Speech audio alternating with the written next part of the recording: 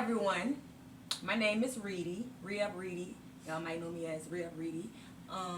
Recently, I lost a daughter, and everyone always come to me asking me, how do I deal with it? And I always talk to these ladies because they've been dealing with it longer than me. It's only 3 months for me, so it's still fresh. So I'm going to let them introduce themselves, and we're going to tell you some more about our stories. Okay, my name is Trinique, and this is Lil Ronald. He was 3 years old when he passed. He would have been 22 now. And this is Ryan. He was 1 year old, and he would have been 20 this year. My name is Reedy. This is Emmy. Emmy was 5 months. The day she passed, the day before she would have been 6 months. So she was 5 months, going on 6 months, and Emmy would have been 8 months today. My name is Laquana. My daughter is Lindsay. She passed when she was 19 years old. Today she would have been 22 years old. So, June 17th of 2017, my daughter left home going on a dinner date with her boyfriend. And about an hour after she left, I received a phone call that no parent ever want to get. I got a phone call from her boyfriend's mom saying that they had been in an accident and she didn't know how bad it was. So I immediately called my family members, my sister, my aunts, my cousin. We all got together to try to go to the scene. Didn't know how bad the accident was. When we got there, they wouldn't even let us get there.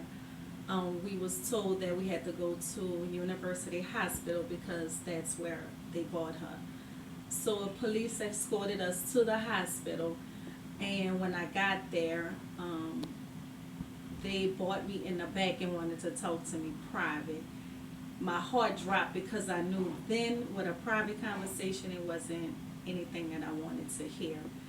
And it was basically she had a traumatic brain injury, and her chances of survival then did not look good, but that they were going to do what they can to save her.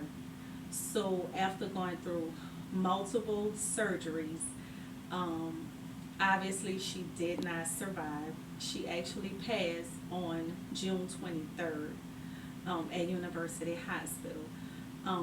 Some of the most longest trying times, being there every day, all day long, never leaving. They did try everything to save her. I wouldn't give up, so I got a total of 3 opinions from 3 different doctors before I decided to really let her go. In the midst of going through all of that, it was brought to my attention about donating her organs.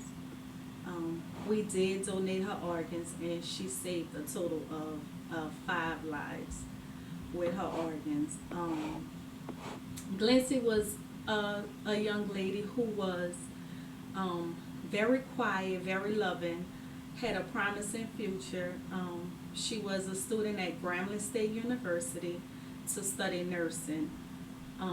So in her honor, me and her dad decided to start a scholarship foundation where we raise money and award students who attend college to study nursing, and they have to attend the HBCU and also graduate from a public high school, and we award scholarships once a year.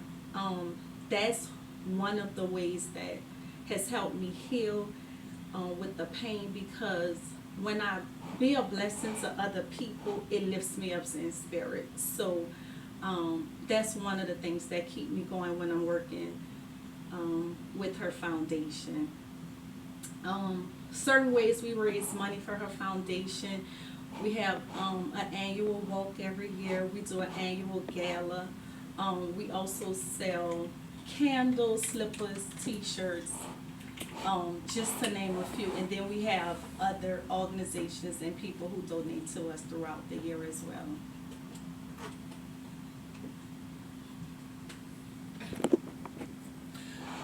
Well, I remember it was October the 30th, and it was the day before Halloween, October 30th of 2001. And I was just about to start a new job. And I went to work, and I got a phone call that I never wanted to get, said my house was on fire. And of course, my 2 children and their father was in the house. And when I got there, of course, you know, the ambulance, family and friends was around. And they told me I had to go to university. And when I got there, you know, they were still working on him in the back. But I was wondering whether that was, because they didn't know where he was. So the doctor came out in his white coat, and he came and set me down and said they did everything they can do. But unfortunately, they was unable to save my kids. They was 3 and 1. And he said they had things like 30, not 40% of burn, but they actually they wasn't burnt up that much. They actually died from the smoking inhalation. So that's when I got a phone call. They said that the coroners had pulled up at my house. So I knew then that the father was in there. He was already gone. So you know, so back in 2001, I lost my 2 sons, which was 3 and 1, and their father, which was 24 at the time. And I was able to cope, I must say, because, you know, I always had a relationship with God, and I knew He is not going to put no more on us than we can bear. So I felt that I was, it was a test for me to have a testimony, and also to, I guess, to help someone else, you know, who's going through things that they probably won't think they can come across or come from, you know. But, you know, I just stayed prayed up, and I just believe that God loves us, and He's not going to do no more than us to us that we can bear. And, you know, I just have friends and family that, you know, just stuck with me, and I appreciate everyone that, you know, actually bereaved with me, you know. And that's actually, you know, I just took it day by day. I took it day by day, and I just stayed prayed up, and I just believed in God that He's going to take that pain away one day, you know. And, you know, sometimes we have to just sit down and pay attention, you know, and just pay attention to our actions, and, you know, just have a time with God and just listen to Him, you know, because sometimes we forget and we don't hear, you know. So what I believe is that we have to have a relationship with God first and foremost, to ask Him to give us the strength that we think we won't be able to bear, and just know that we're gonna have double for our trouble.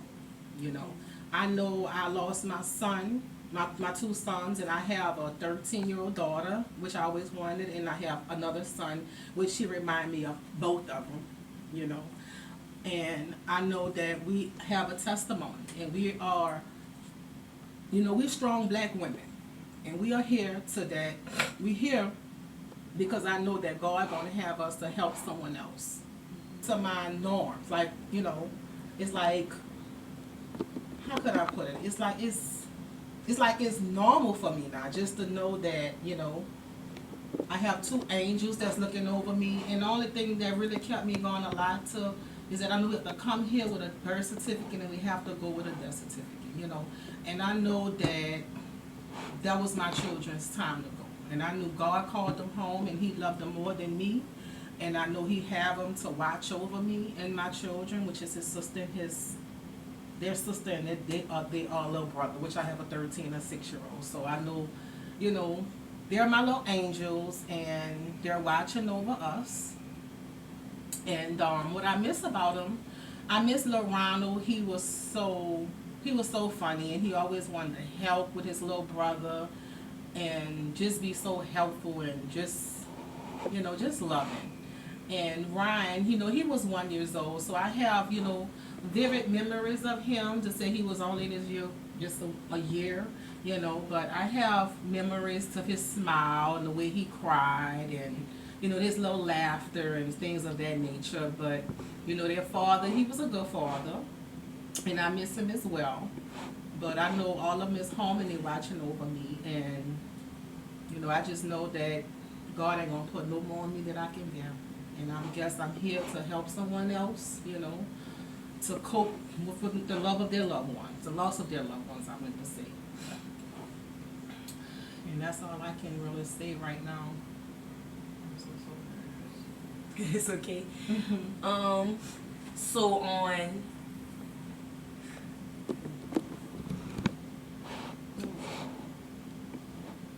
I don't want to cry. But on January 7th, of this year, 2020, my daughter's father called me and told me he was about to leave because he had to go to court.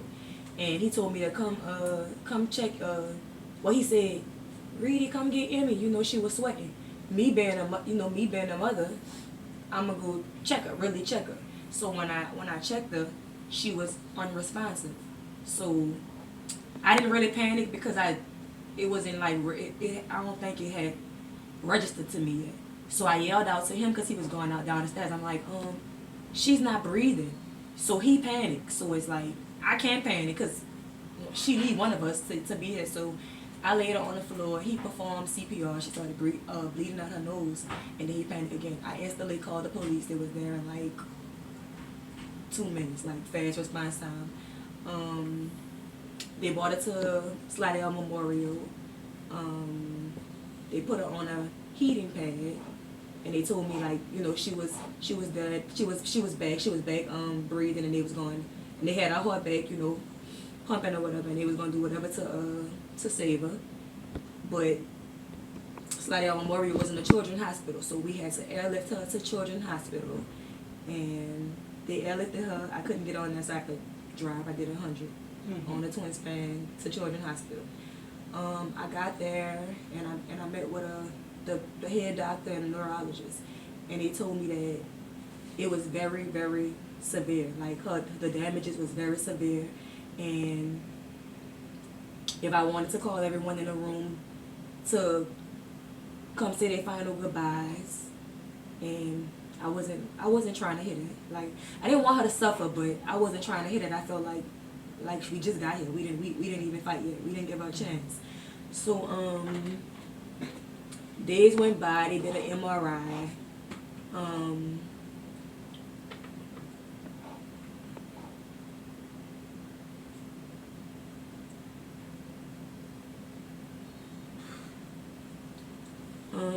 Her MRI was great, and it told me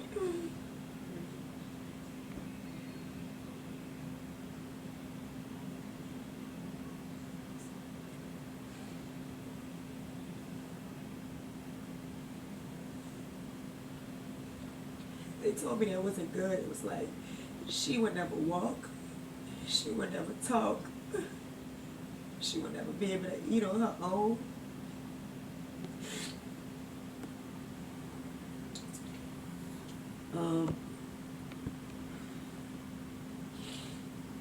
I need to take a break.